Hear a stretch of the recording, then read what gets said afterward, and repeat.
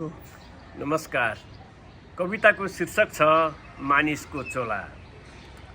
मानिस जन्म लिएर संसारमा बिस्तारै हुर्किँदै जान्छ।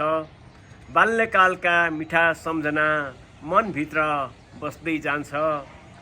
हुर्केर आफ्नो परिवारको जिम्मेवारी बोक्न थाल्छ। आफ्ना सन्तानको सुख खोज्दै दिनरात नभनी खट्छ। आफ्ना सन्तानको सुख खोज्दै दिनरात नभनी खट्छ।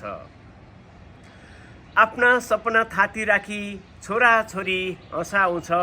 आफू दुःख सहेर पनि परिवारलाई बचाउँछ। इमानको बाटो समाई राम्रो नाम कमाउँछ। असल कर्म गर्दै जाँदा समाजभर चिनाउँछ। असल कर्म गर्दै जाँदा समाजभर चिनाउँछ। मनमा धेरै इच्छा हुन्छन्, सबै पुरा कहाँ हुन्छन्। समय आए मृत्युसँग सबै सपना त्यहीँ टुट्छन्। जोडेको धन यहीँ रहन्छ, कमाएको मान पनि। खाली हात जानुपर्छ, साथ नलाग्ने कोही पनि। खाली हात जानुपर्छ, साथ नलाग्ने कोही पनि। किन त्यसै घमण्ड गर्ने, किन त्यसै घमण्ड गर्ने। किन हेप्ने अरूलाई, किन त्यसै घमण्ड गर्ने। किन हेप्ने अरूलाई, स्वार्थमै किन अल्झने।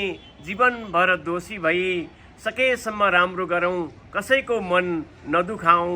सत्य सेवा र प्रेम बाँडी सबैसँग मुस्कुराऊ। सत्य सेवा र प्रेम बाँडी सबैसँग मुस्कुराऊ।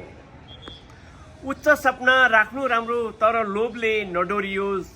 आफ्नो फाइदा खोज्दा खोज्दै अरूको मन नचोरियोस्।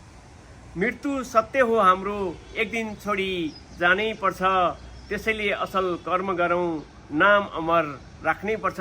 त्यसैले असल कर्म गरौँ, नाम अमर राख्नै पर्छ। धन्यवाद।